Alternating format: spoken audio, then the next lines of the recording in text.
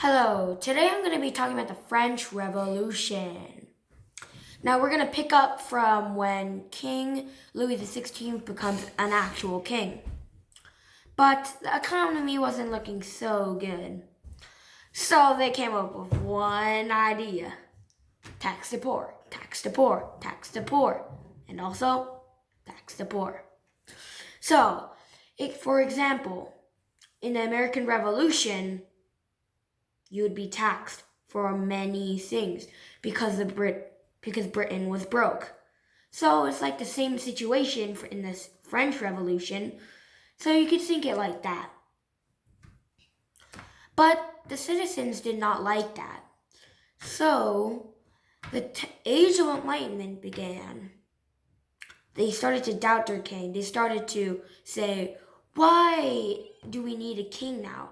We can just have independence like America does, because the American Revolution was a big hit and now it's spread all over through the world.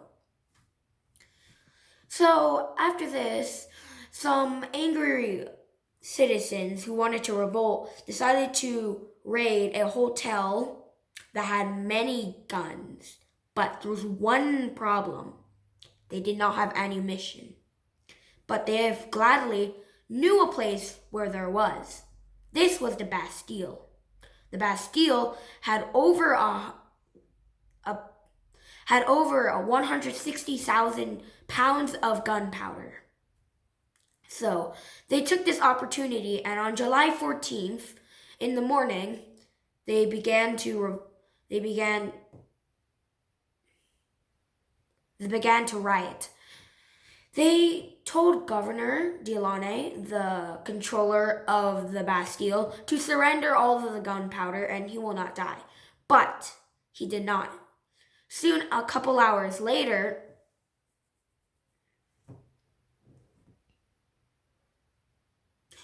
the citizens broke into the courtyard. This caused infighting, which later the citizens won. They surrendered all their gunpowder, and because these citizens, as you know, they were taxed, they were very mad about that. So to show that how the king was a really bad one and show that they don't need a king anymore, they put some officers and Governor Delaunay's heads on pikes.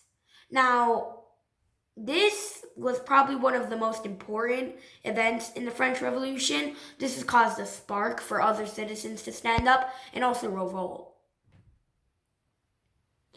So we could also tell by years later, the citizens tried to attack again.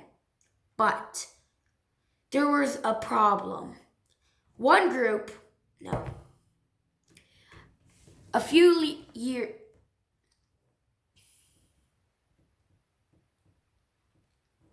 after this, seeing what happened, everyone decided to be scared. All the nobles would hide, and soon that'd be too late. A couple weeks later, a famous writer on a newspaper decided to write how the nobles and kings were probably going to get revenge on the citizens for trying to revolt. In this, their anger became more, and they decided to kill many nobles. Not even children were spared in this. Over thousands of people were killed just because they were noble. Now, except the king, queen, and some other noblemen were still alive, but the citizens wouldn't allow it. The citizens came to the palace and tried to go in. The royal guard tried to fight them back, but they were too strong. When they got in, he surrendered, and the citizens were completely fine with that. So for a few months, he would be so-called loyal to the revolutionaries.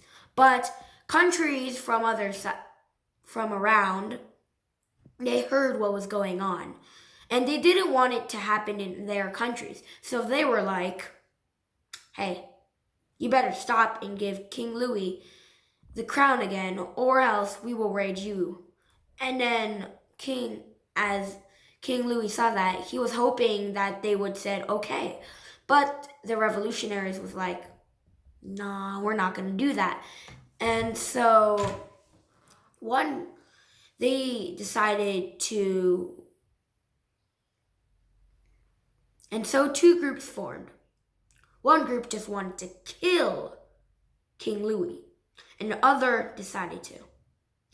Now, because of this, they decided to hold a vote, and King Louis sadly got executed just because of one vote, about 50 to 51.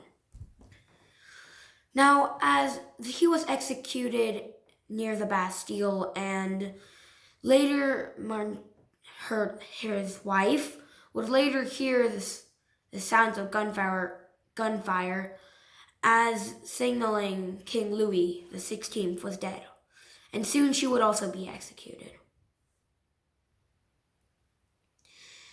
Now, after this, the guillotine would be a thing.